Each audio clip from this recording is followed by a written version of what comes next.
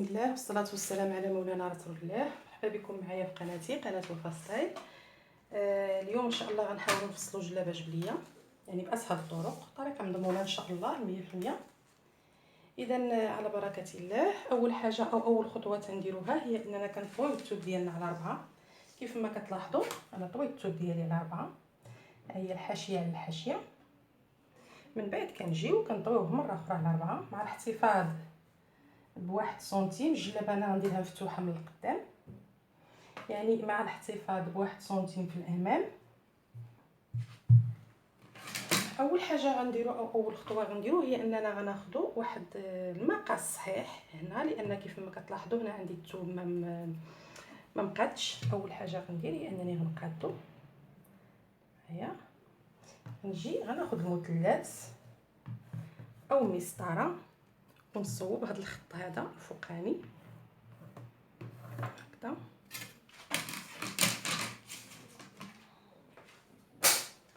ثاني خطوه هي ناخذ الطول ديالنا. بالنسبه لي انا هاد الجلابه غندير فيها في اللباس 140 متر، يعني غنحاول ناخذ 140 متر ونزيد عليها 8 سنتيم ديال العطفه، هي متر و48. هو حددت الطول ديالي اللي هو هذا. غنجي لهاد الجهه هذه اللي فيها الجهه مسدوده والجهه مفتوحه وغنخدم التقويره ديالي. نحاول نهبط شويه باش تبان لكم شنو ندير هنا الفوق. انا راني حددت واحد الخط اللي كيشكل ليا خط الكتاف، نولي نبينو مزيان باش تكون الصوره واضحه. هنا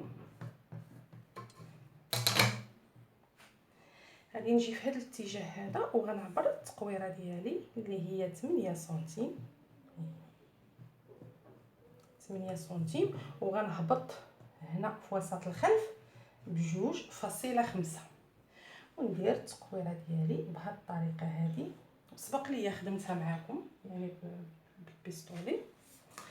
من بعد غادي نجي غنعبر الكتاف ديالي. بالنسبه لهاد السيده عندها الكتاف 42، يعني غنقسموهم على جوج. لاحظوا معايا انا ما غنزيد والو، 42 عندنا 21. من هاد النقطه ديال 21 غنهبطوا 3 سنتيم وغادي نسطروا خط الكتف. لاحظوا معايا خط الكتف ما غنوقفوش عند العدد ديال 21، هذه هي لا باز. غنجي غنكمل الكتاف ديالي طول هكذا، نجي طول ونخدم الكتاف ديالي بهذا الاتجاه هذا. من بعد غنجي نحدد انا شحال بغيت نزيد. هذه هي قياسي 21، هو هذا هو 21. غنحدد انا شحال بغيت نزيد في هذا الطول ديال الكتاف، يعني نقدر ناخذ هذا العرض ديال الثوب كامل وناخذو ونحل الجلابه ديالي من هنا ونخدم. وكنظن هذه العمليه كتجي رائعه. اذا لا خدينا عرض الثوب بالكامل، مثلا هنا عندنا 37 سنتيم، هو الربع ديال متر ونص. فاش كنطويو متر ونص على 4 كيعطينا 37 حتى 37 ونص في العرض. اذا انا هنا الكتاف ديالي غناخذ فيهم غير 34. اذا ها هي 34. نقدر نزيد 1 سنتيم ديال الخياطه، يعني زدت في الكتف ديالي 15 سنتيم. 15 سنتيم هي الاضافه اللي ضفتها في الكتف. غنجيو للامام هنا غنهبط بواحد التقويره. انا غنهبط هنا ب 11 سنتيم هي، وحتى نحيدو ان شاء الله الظهر ونطراسيو التقويره ديال الامام. اذا غنحطو الجلابه هكذا بهذا الاتجاه.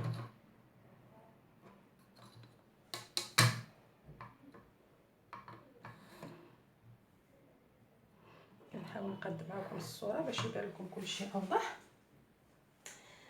لاحظوا معايا هنا درنا الكتاف. نورمالمون حنا فاش كنبغيو نخدموا يعني نفصلوا الجلابه راه حنا تنخدموا لا باز ديالنا اللي تيكون فيها الصدر، تيكون فيها التركيز، الحزام والحوض. هنا في الجلابه الجبليه كيتلغاو جميع المقاسات، يعني بالنسبه للمقاسات العاديه او المقاسات الرئيسيه كيبقاو غير على شكل اننا نتاكدوا بان الجلابه ديالنا ما غتجيناش ضيقه. مثلا الا خدينا ارتفاع الامام ديالنا عندنا فيه واحد 42، تتكون هذا هو المسافه اللي كتحدد لي الحزام. يعني هنا هذه مسافه الحزام.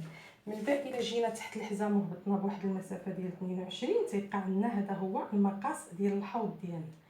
يعني باش في اللحظه اللي غنبغيو نديرو لا باز او نفصلو جلابه الشبليه ديالنا كيخصنا نتاكدوا غير نربوها واش كاينين ولا ما كاينينش. حنا غنجيو لهاد النقطه ديال الكتف ديالنا، يعني النقطه اللي خرجنا بها ب 15 سنتيم، وغنحسبوا قياس التركيز اللي حنا بغيناه. بالنسبه ليا انا هنا غنهبط غير بواحد المسافه ديال 27. ها هي 27. حنا حسبتها من هنا، يعني غتكون داخله فيها الخياطه، داخل فيها كلشي 27. وغنجي للصدر ديالي. الصدر ديالي هنا كيف ما قلت نقدر نهبط من هنا جوست تحت الجلال وبطريقه يعني رائعه، ما عنديش مشكل. لكن في حاله ما بغيت ندير واحد شويه ديال الاختلاف او تبان ليا واحد الفصاله، يعني غنجي لهنا غنعبر 35 سنتيم ديالي. لاحظوا معايا 35. غنجي لخط الصدر ديالي وغنقص واحد 2 سنتيم حتى ل3، يعني على حسب السيده. الا كان عندها الصدر عامر نقصو غير 2، كانت ضعيفه شويه نقدروا نقصوا حتى ل3 سنتيم. ها نتوما عندي 35، ها هي فين جات. انا غندخل بواحد 2 سنتيم اللي هي هذه اللي عطاتني 33. وغنجي غنصيل هاد النقاط مع بعضياتهم.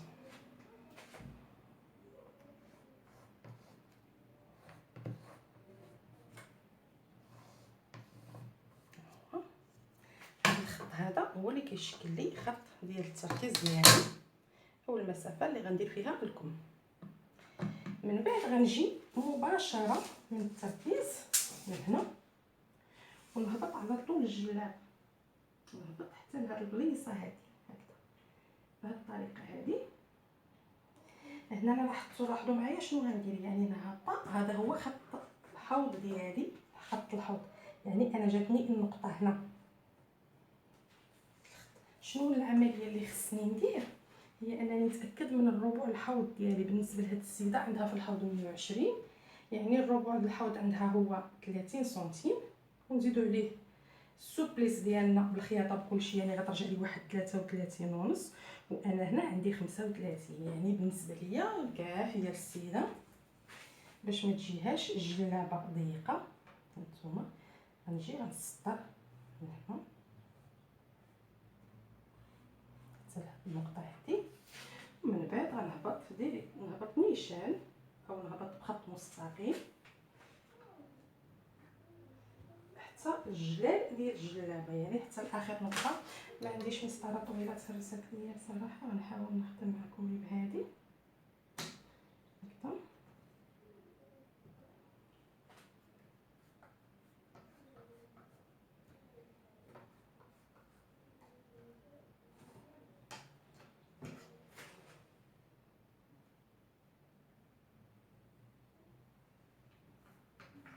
هنا لاحظوا معايا كانت راسي في الحاشيه ديال الثوب، وهاد العمليه هذه شنو هذه، يعني من بعد فاش غنكون غنقطع نجيب المقص وغنحل هاد البلاصه هذه باش تعطيني واحد الشكل مزيان يعني ورائع في النظره، ما يكونش فيه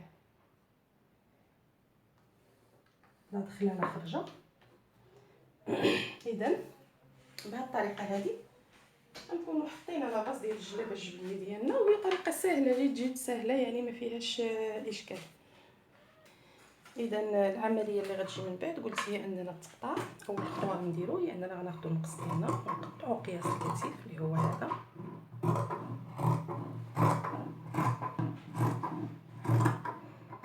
ونجيو ندورو على التقويره ديال الظهر ديالنا بالطريقه هذه. نتمنى الصوره تكون واضحه.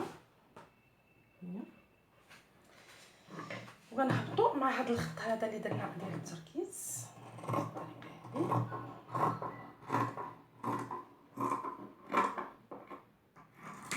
انا دائما نحاولوا يعني نعقلوا على المسافه اللي خدمنا بها او نعبروها، يعني تكون حدانا ورقه وستيلو ونعبروا المسافه، لان عليها غنفصلوا الكمام ديالنا. يعني لاحظوا معايا المسافه هي هذه، وقلنا شنو نديرو من بعد، غنحطوهم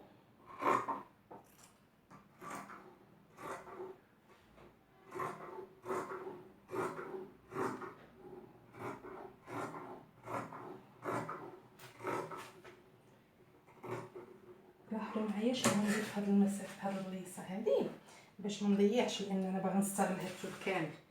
نحاول نقرب لكم.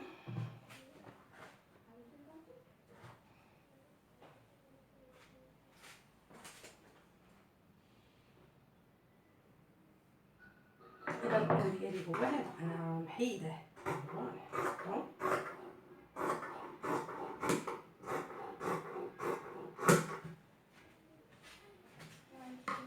الخطوه اللي غنديرها معكم هي اننا غنجيو لهنا ونطلعوا بواحد المسافه ديال 2.5 حتى 3 سنتيم، هي 2.5 باش نطلع.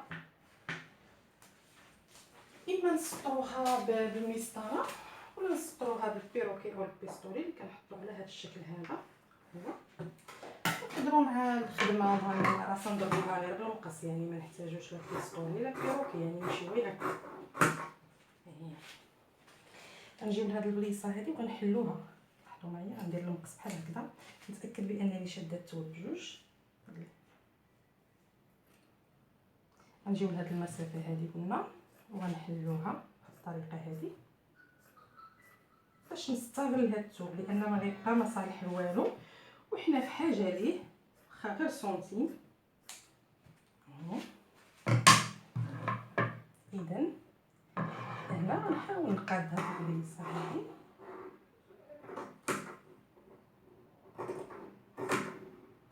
نبقى بعدا مع الثوب حتى نخرج ازيرو، حتى نخرج للحاشيه ديالو. ها هو لاحظوا معايا. اذا الجلابه ديالنا بعد ما قطعناها نحيدو هذا حتى نفصلو به الكمام والقط.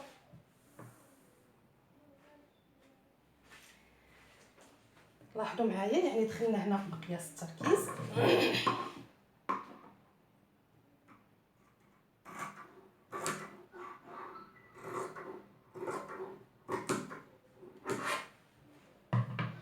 غناخد انا ما كنبغيش نضرب كرونطاج في الثوب بزاف، لان الثوب كيكون شي مره خفيف كتخاف عليه انه يبقى يتسل، اولا شي وحده كتكون مبتدئه يعني تضرب وتغرق شويه في الثوب كتصدق في مشكل اخر. اذا الجلابه ديالي هي هذه. شنو باقي لي؟ باقي لي ندير الفتحات ديال الجنب، بما ان هاد الجلابه ما فيهاش ايفازيون كثير، يعني فيها 37 او 36 الا حيدنا الخياطه، يعني ضروري خصنا نخليو واحد الفتحه. احنا هنا نخليو 8 سنتيم ديال العطفه، ما تنهضروش معاها كتبقى، والفتيحه ديالنا كيبقى كل واحد حر ان شحال يدير فيها. انا هنا غنحاول نخدمها على واحد المسافه ديال 22 سنتيم، يعني المجموع كامل تيعطيني واحد 30 سنتيم. هي هذه الفتيحات ديالي اللي حتى هي كيف ما قلت نقدر ندير فيها تضريبات بالمقص كرونطاج اللي هو هذا، ونقدر نعلمها غير بالطباشير ديالي، نعلمها في الاتجاهات بربعه بحال هكذا باش نخدم وانا مرتاحه. اذا دابا غنمشيو باش نصوب معكم التقويره ديال الامام.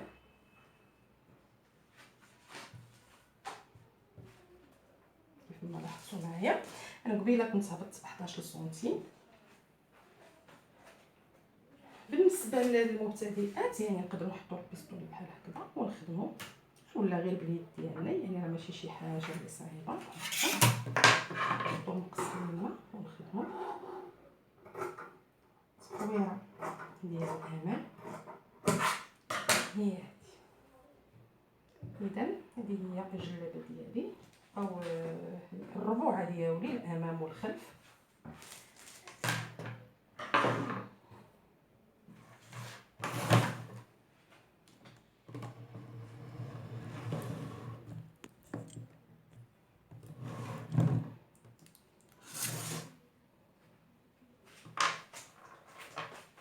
اذا غناخذ الثوب اللي بقى لنا هو هذا، غنخدموا منه الكمام والقب. هنا دائما واحد النصيحه كنقولها، يعني قبل ما نقطعوا الثوب ديالنا نتاكدوا واش عندنا قياس القب وقياس الكمام ولا ما عندناش. يعني دائما هذه الخطوه ما خصش الانسان يتسرع ويديرها بالزربه، دائما ياخذ وقته يشوف شنو غيعطيه الثوب اللي عنده. مثلا انا بالنسبه ليا عندي الكمام ديالي شحال قلنا فيهم او شحال بقالنا فيهم. على بركه الله غناخذ الثوب المتبقي اللي هو هذا، غنطويوه على قياس التراكز ديالنا. لاحظتوا انا قبيله خليت 27 في التركيز، اذا غنطوي الثوب ديالي على قياس 27. لاحظوا معايا نتوما نعبر هذه المسافه هذه شحال فيها، ها هي 27 واقفه، يعني جات حسب راسها. اذا الطول الكم بالنسبه للسيده عندنا فيه هاد الجلابه الجليه كتبغي دائما الكم ديالها يكون شي شويه ناقص، يعني دائما ينقص بواحد 2 سنتيم حتى 3 باش تلبس. وحتى في الطول، حتى في الطول كاين اللي كيبغيها بزاف كيبغيوها ناقصه، لان كتجي زوينه في اللبسه. اذا غناخذوا الكم ديالنا. اول حاجه دائما كنأكد على هذه العمليه ديال تقديد هذا الكم. عندك هذه العمليه هكا نقدروا نخدموا بها في الكم، نقدروا نخدموا بها في الجلال باش كتجينا الجلابه مقاده مزيان. اذا طول الكم حنا عندنا فيه 58 هي هذه. لاحظوا معايا وانتبهوا معايا لهاد العمليه مزيان باش الاخوات تستافدوا. 58 هي هذه، هذا هو العدد اللي كيشكل ليا 58. التركيز ديالنا فيه 27، ها هي جات 27. كنجيو لهاد الجهه هذه اللي فيها الثوب مفتوح، ماشي هنا، هاد الجهه هذه كندخلوا هنا. هاد العدد ديال الدخول تيبقى اختياري، يعني الا كان الثوب طايح بزاف تندخلوا ب 8، كان الثوب واقف شويه نقدروا ندخلوا غير ب 6 سنتيم. وكنجيو وكنلاقيو هاد الخط مع بعضياته، يعني هاد 8 سنتيم غنلاقيوها مع راس الكم هنا.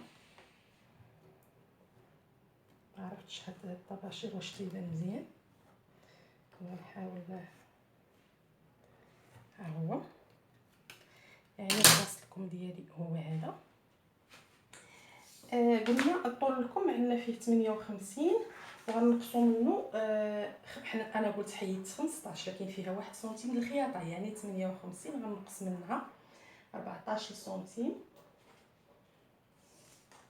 حيدوا 14 سنتيم. غنجيو لهنا لراس الكم، هانتوما ساهل القضيه، نحطوا السنتيم على 14 ها هي، ونجيو نعلموا 58 ديالنا اللي هي هذه 58. هذا الكم نورمال يعني ما فيه لا خياطه لا والو، وحنا غنحتاجوا له سنتيم ونص الخياطه من جهه الكتف نضيفوها، وغنحتاجوا سنتيم ونص واحد اخر هنا ديال الامام.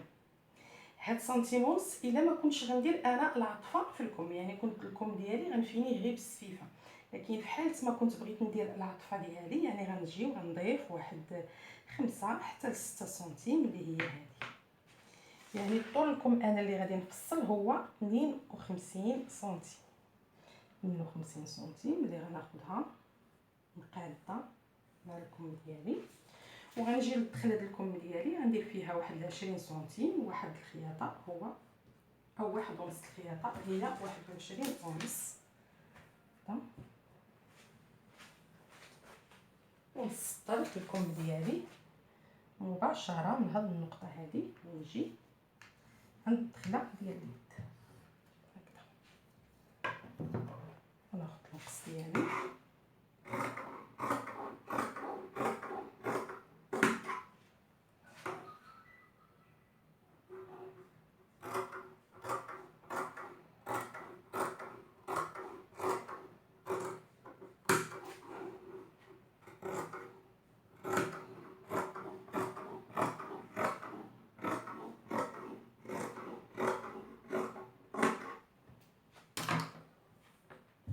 لاحظتوا هادو هما الكمام ديالي. اذا غنجي لهاد الثوب هذا اللي بقى ليا وغنخدم فيه القب ديالي.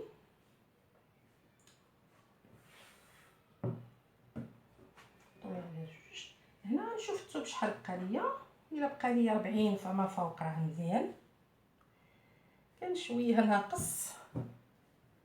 اذا ما عندنا ما غنديرو، نحاول نخليوه هكذا. اذا غنعبر الثوب ديالي عندي 39 ونص، غنخليها نخدم بها. يعني غنجيب هنا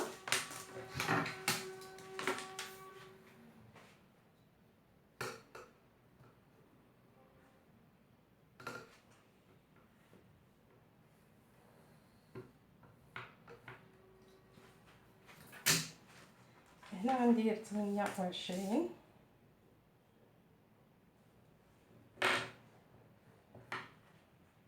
حنا دائما تندخلوا ب 23 اللي هي قياس ديال التطويره للامام زائد الخلف. كنطلعوا هنا ب 10 سنتيم وكنلاقيوها مع 28. تمام.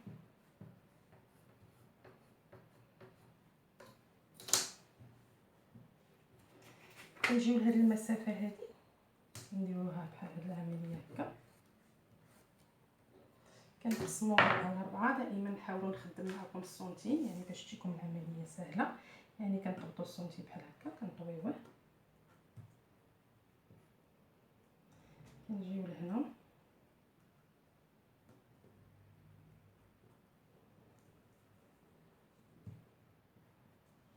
هنا تنطلعوا بواحد سنتيم وهنا تنهبطوا بواحد سنتيم. نقدروا نخدموها غير باليد. تيكون هذا هو القط ديالو.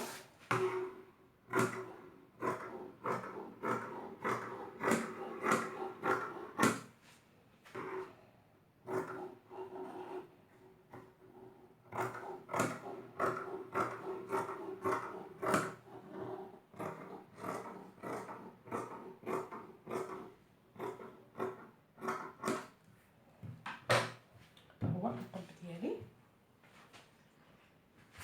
انا هاد الجنابه هادي غنحاول ندير لها الجياب.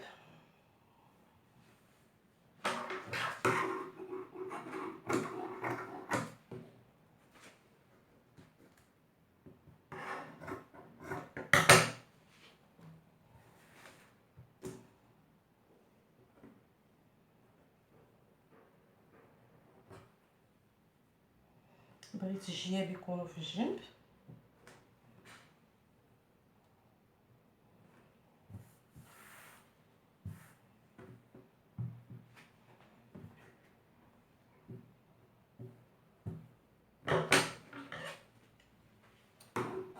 نقاد الثوب ديالي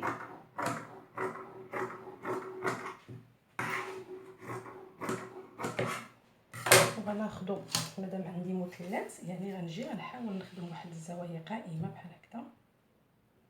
غنحاول ناخد فيهم هنا دخله واحد 20 سنتيم 20 سنتيم اللي غتكون في هذا الاتجاه.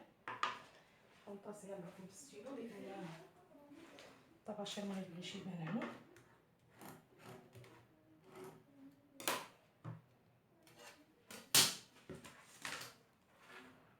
هي 20 سنتيم ونزيدو عليها قياس الخياطه غتعطيني 22. انا بغيت جياب شويه يكونوا كبار. وفي الهبطه هنا نقدر ناخذ نفس القياس تقريبا 22 على 22 لان دائما كناخذوا واحد 2 سنتيم ديال الخياطه. ها هي اتجاه هكا نقطعهم.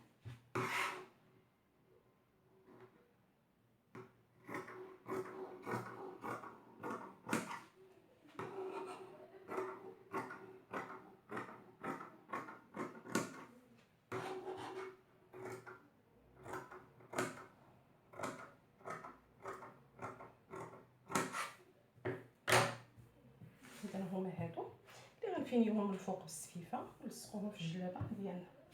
وبهاد العمليه هذه غنكونوا سالينا الجلابه ديالنا. نتمنى يكون الشرح واضح ويكون الفيديو مفيد. واللي عندها شي تساؤل ولا استفسار مرحبا بكم في اي وقت. وان شاء الله نتمنى انكم تستافدوا.